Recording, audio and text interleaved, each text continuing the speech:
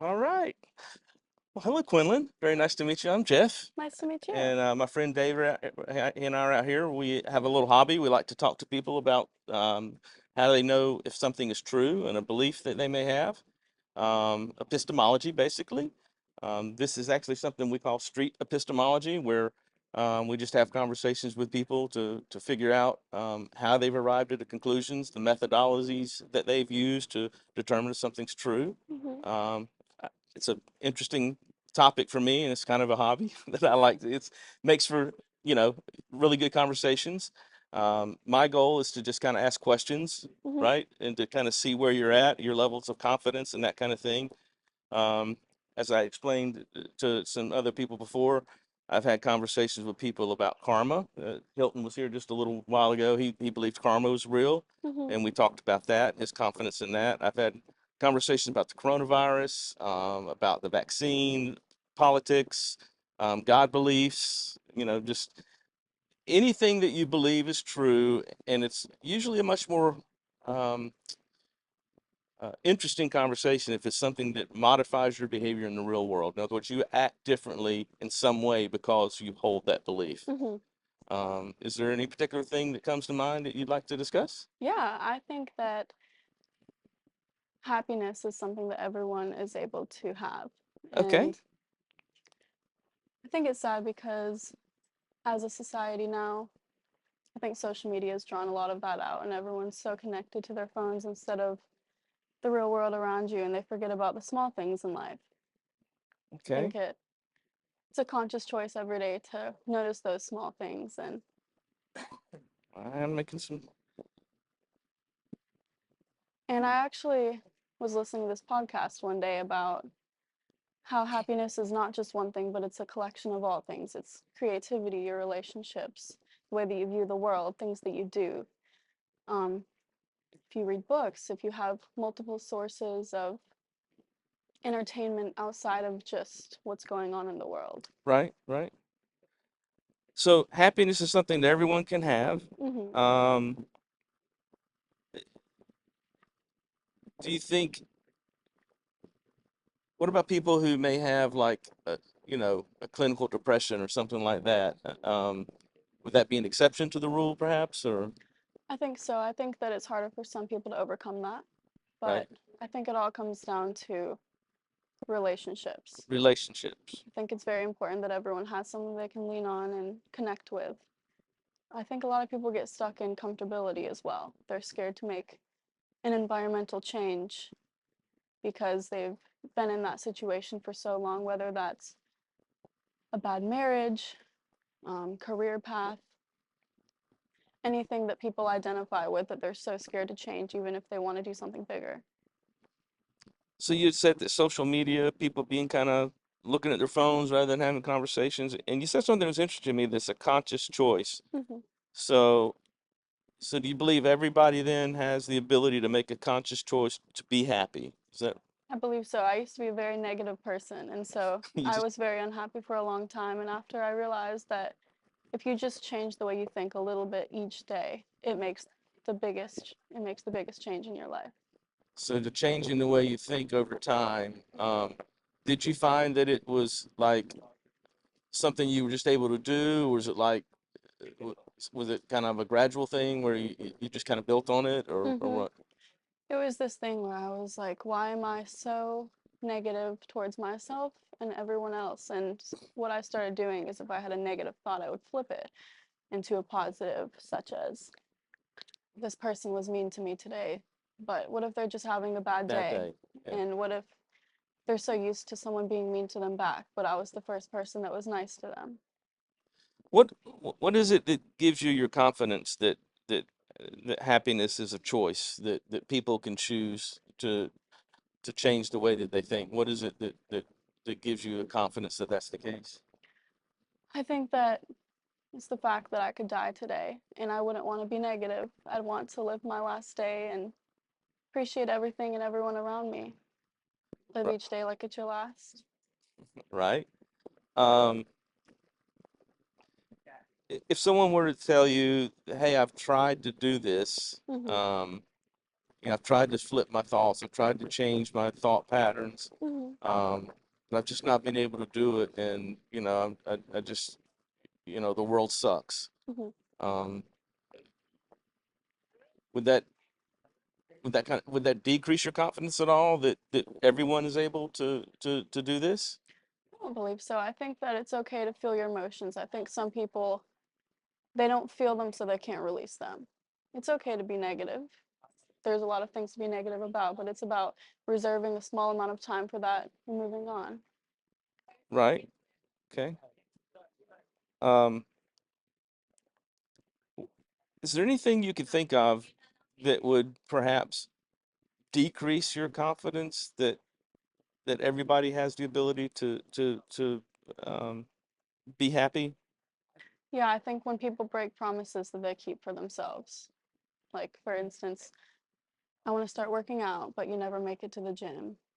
I want to start being more creative and they never do it. I think that it's all about doing things that make you happy and sticking with it, whether other people agree with it or not. Do whatever makes you happy. So when you see people that want to do things and they don't do it, that kind of makes you question whether or not everybody's able to be happy or not. I guess so, a little bit, because they're blocking it themselves. Self-sabotage in a way. Self-sabotage, right? Okay. Um, if I gave you ask you a scale, let's say, um, from 0 to 100 about how confident you would be that everybody's able um, to decide to be happy, I guess is the way to put it. With 0 being no, no way anybody has the ability to decide to be happy, and nothing you could say could change my mind, and 100 being everybody has the ability to change their behavior and become happy, and nothing you could say would decrease my confidence. Where would you put yourself on that spectrum? Say about 95%. Some people are 95%. very stubborn. It's all about whether you want to do that or not. So, It's about whether you want to do it or not. conscious Okay. choice for each person, yeah. Is there anything that you could think that would increase your confidence from that 95 that you could see or do or find out about that would increase your confidence that everybody has the ability to make themselves happy? Hmm. Well, each situation's very different, but I guess I'd want to know what's blocking them from being happy. Be interesting to do a study about that. So it still sounds like then you would still feel like they had the ability, but something's blocking them from doing it. Hmm. Okay. So if you came across somebody that seemingly has tried to do this and they were incapable, you would say that something's blocking them, um and you if you were to have that conversation with them and you couldn't put your finger on it, there didn't seem to be anything blocking them. um how would that affect your confidence? Hmm. Not sure. I think that you shouldn't allow other people's conscious choices. It's kind of like you can only help someone if they let you, you know? So as long as you're doing everything you can for yourself, you hope the best for others and you help them as much as you can. But at the end of the day, you can only control what you do. So at the end of the day, you can't make someone or give them the keys or help them understand there's something they have to do on their own. Hmm. Hmm.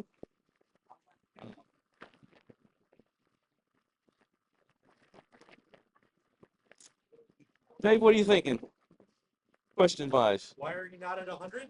Yeah. Yeah. Well, the reason I'm not at 100 is because some people they're not willing to change. I Are they think, choosing to not change? I believe so, yeah. What what is causing them to choose to not change? Well, I think it's probably they've been thinking the same way for so long that they think it's impossible, maybe. But I think that, like I said, about 95% of people, I really believe, can be happy if they just commit. But everybody has the capability. Everyone has the Everyone capability, has the everyone just doesn't capability. choose to. How confident are you? Do you think you're able to tell when someone's happy? I think so. I think it's more of energy instead of. A lot of people put on a fake face, but you can tell when someone's truly happy By energy? by the way that they interact with people, the way that they are an impact on other people's lives. You can tell that they have a community around them and they have a purpose. It all comes down to each individual person's purpose in life. That sounds like more topics we could maybe discuss at different times. Yeah, Purpose. that's pretty deep. Yeah. Yeah, does everybody like the idea that people have a purpose? Does everybody have a purpose? Energy, like what you mean by energy, that'd be a fun topic. Mm-hmm.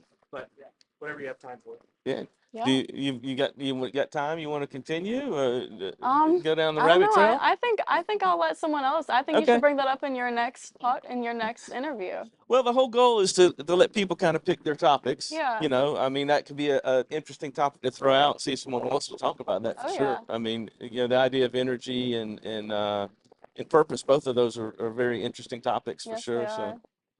Quinlynne, really appreciate it. Thank you so much for stopping by. I hope you guys have a good rest of your day. Really Well, enjoyed the thank conversation. you. Me too. You It got was any nice questions to for meet me? you. What makes you want to do this? What makes me want to do this? I'm very interested in how people arrive at truth claims, Okay. and why they believe something to be true. I Mhm. feel like we live in a society that is is is rife with not just false information, but purposely false information and misinformation. Um, and I think a lot of people believe things and they don't really stop and think about why they believe it. They just believe something, and you ask them why. Sometimes they're like, "Well, whatever. They don't even know. I was raised this way, or my mom and dad, whatever." Yeah. And I think understanding how and why you believe something is very important. Yeah. And I do this to try to model what I would call critical thinking, and to show other people, you know, how you can approach subjects and topics with critical thinking, because I think critical thinking skills are something that would be a great benefit to society if everybody used more critical thinking skills as they look at the world around them. So Yeah.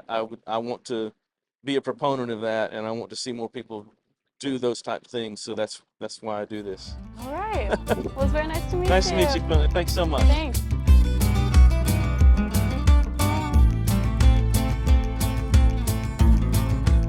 Yeah, I thought that was very interesting. That everybody has a choice, and she seemed pretty confident in that. And I know there is some science that would support that, right? Modifying your behavior, your thought processes. I mean, I've read quite a few clinical studies and articles about that type thing, where there is actually something to that, where you, like she said, something where you have a negative thought, you just flip it around. Um, I've been in counseling myself, seen a psychologist on and off basis since my son died. Um, and some of the tools that he gave me um, to counteract some of the emotions, or just exactly what she's talking about, where um, if I'm feeling anxious, having anxiety, then I tell myself everything's okay, I'm fine, I'm with people that love me, everything's going to be okay, Just and like a mindset. it's a mindset kind of a thing, and it does help. Even breathing techniques. Did she mention science? She did not. Okay. You're just speaking from what you. Yeah, from what I know. Uh-huh. Yeah, from my own, like a own research reading, and like I said, there's clinical studies and stuff that it's what's it called? It's called neuroplasticity, Yeah. where you can literally change your thought patterns, your behavior patterns. I didn't catch her main reason. Do you remember what it was? Was it a podcast that she heard? Was that her main reason for thinking? No, it was I did ask the question. I just don't remember now what her answer was. It was Would you like to have an interview? Chair's open. You pick the topic. I think she said something along the lines. I know what it was because she had done it herself. Because she used to be a very negative person, and she used to be really negative about herself and other people. And she asked herself, you know, why am I so negative like this? And she decided to flip the script. You ready? Yeah. Yeah, man. Yeah. Have a seat.